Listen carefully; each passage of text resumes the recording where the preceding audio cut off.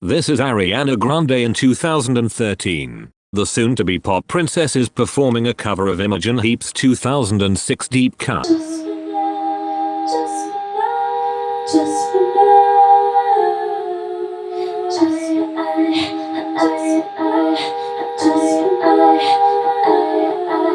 Just for now, just for now, just for now. Somebody make us one night. Go and settle down, please. Oh, stand tight,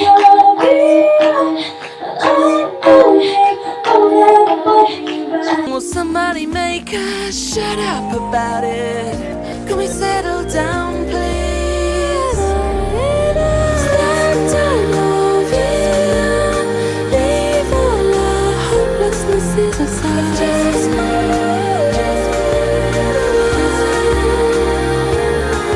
But who is Imogen Heap? Here with the heavily nominated Imogen Heap. How are you tonight, darling? I'm very good, very excited. Yes, very excited to be here. Imogen Heap is one of pop music and hip-hop's most influential muses. Fighting demons, they go I smoke the way my brain, I think I'm going dumb. Cocaine up on my gums, I think they going numb. You might have heard her music sampled on multiple songs. What you say? That you only meant well, cause you did. What you say? What you say? What you say? What did she say? How could I live with myself? You might have heard her vocals imitated by the likes of who she's inspired. Won't break, okay, shake, this is rewrite, deep breaths, tight, just life,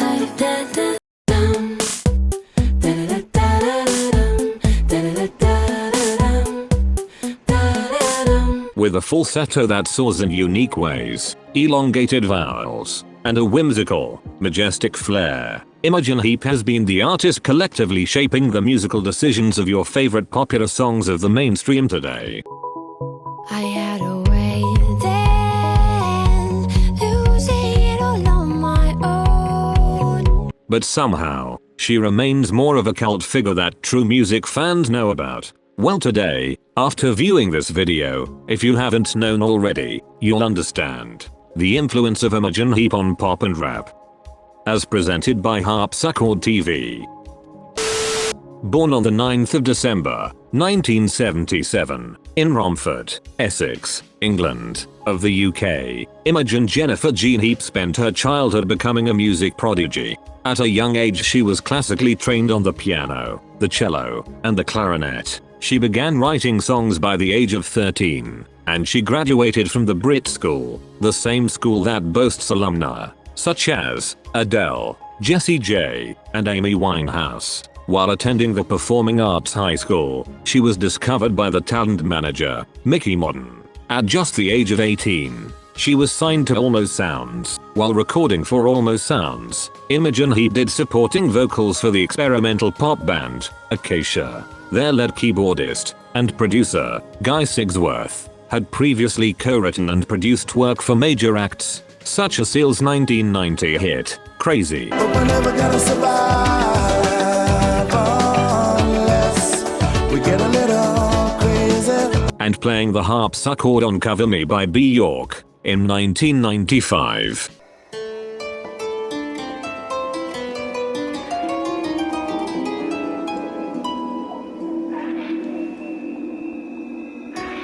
This is really dangerous. Cover me. Sigsworth and Imogen Heap met in 1996 after a mutual friend played him a demo of her early recordings. That led to her recording for Acacia's 1997 album, Cradle. In 1998, Imogen Heap released her solo debut album, on Almost Sounds, entitled I Megaphone. At the time, pop music was pulled in many directions. The popularity of the feminist indie pop and rock tour, Lilith Fair, had been the rage. Bjork made electronica and ambient production popular. This inspired Madonna to record her album, Ray of Light. Madonna heard the production of Guy Sigsworth, which eventually led to him producing Madonna's 2001 single, What It Feels Like for a Girl.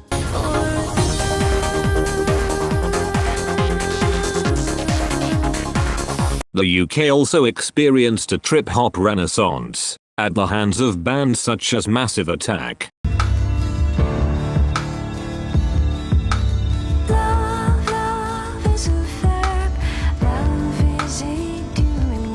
Fusing all of those genres into her debut, Imogen Heap delivered I Megaphone. The previous year, she released her first single and video for Getting Scared.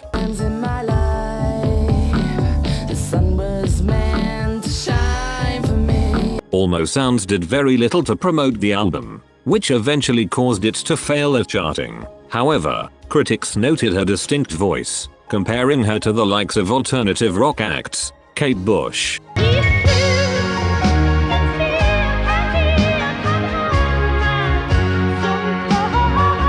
Tori Amos,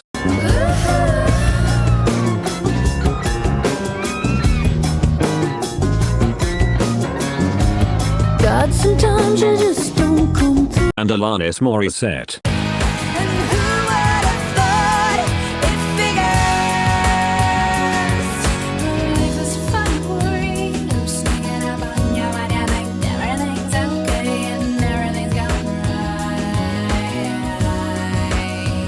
I Megaphone distinguished a starting point for Imogen Heap's soon-to-be respected sound. Her lethal combination of angst with sweet melodies best shine on Angry Angel.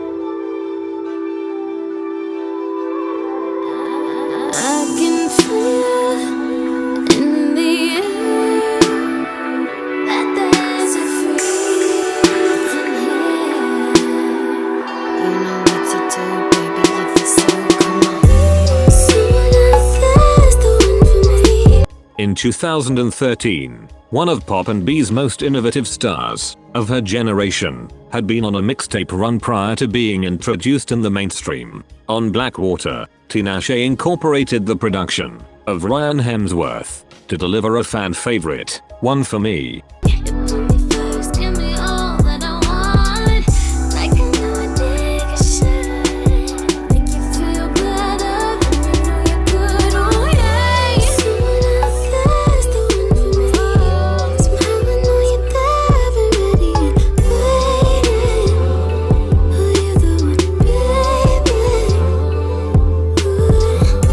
But what was unique about the track? The sample of Frou Frou's Let Go.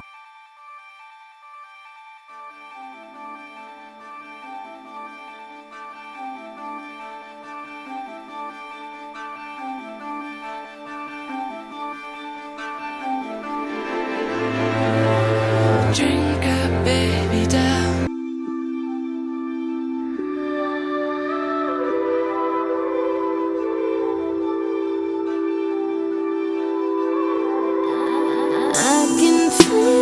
Let Go comes from the 2002 album, Details. By that point, Imogen Heap and Guy Sigsworth formed a production and vocal duo, as their music chemistry remained intact.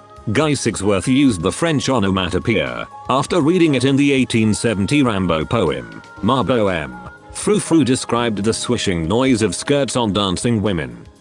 As a 12-track journey, Details does exactly what the title suggests. It narrows in on the intricate details of love. Marketed with 4 singles, including Let Go, the album contains many other favorites, such as Must Be Dreaming,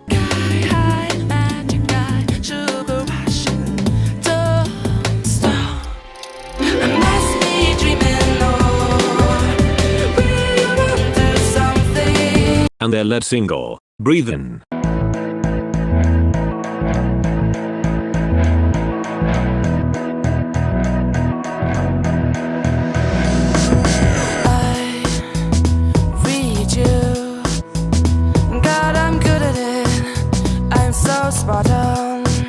balancing electronica with trip hop, the album explored world music in a new dimension. I'm high enough from all the waiting to ride a wave on your inhale.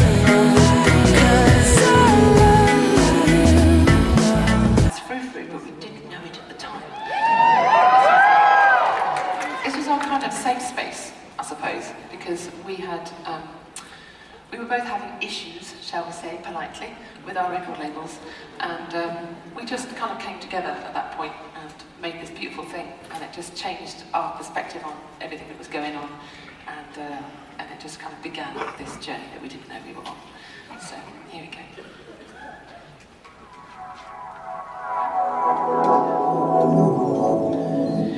Love of love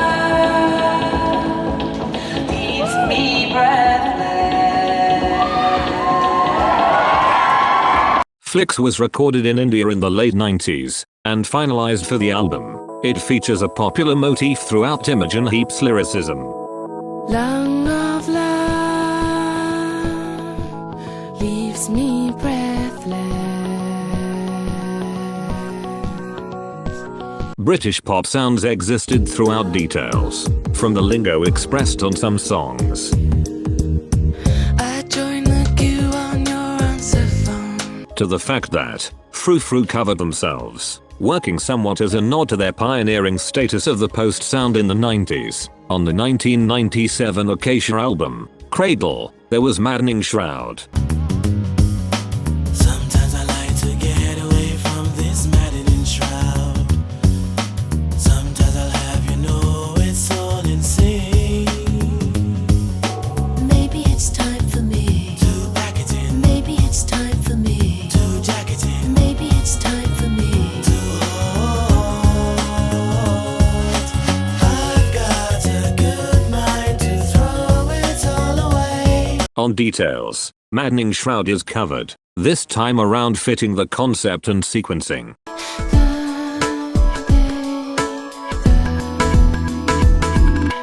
Sometimes I like to get away from this maddening shroud. Sometimes I laugh, you know it's all insane. Maybe it's time for me to pack it in. Maybe it's time for me to jack it in. Maybe it's time for me to hold. I've got a good mind to throw it all away. Throw it all away. Throw it all away. For both Imogen Heap and Guy Sigsworth, this was another album that had, retrospectively, received critical acclaim. But during its initial run, the album did not receive much commercial success. The music industry took note of Imogen Heap's work with Guy Sigsworth. Britney Spears followed after Madonna's footsteps by enlisting Guy Sigsworth for her In the Zone album. Imogen Heap added her vocals and electronica expertise to production on a key track.